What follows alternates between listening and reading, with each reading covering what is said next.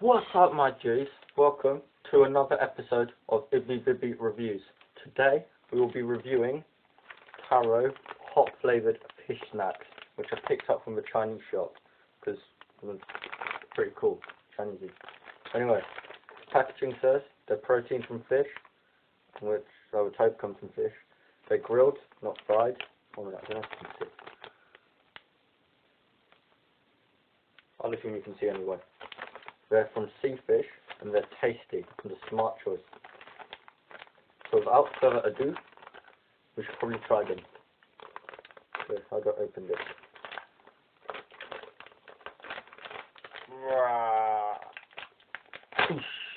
That's very... Oh, I had a resealable thing. Oh well, I think I ripped that off. Anyway. So it comes in like these stringy type things. You get like lots of these in a pack. Yep. Oh, you can't see that. Oh well.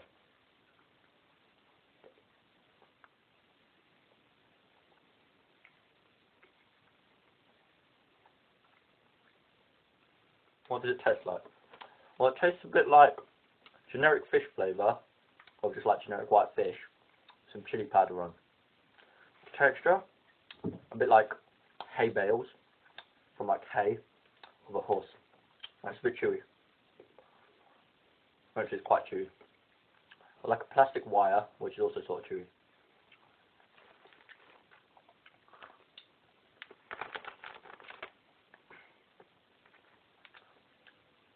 I think they're about like £2. They're quite a decent portion there. I don't know if you can see, probably can't.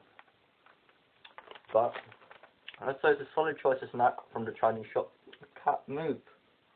Move, Bobby. Move. Cat. Cat. I think they've got MSG in, so I don't think I can give them to you. Move. Move. Anyway, I think they are a solid choice of snack if you're going to the Chinese shop.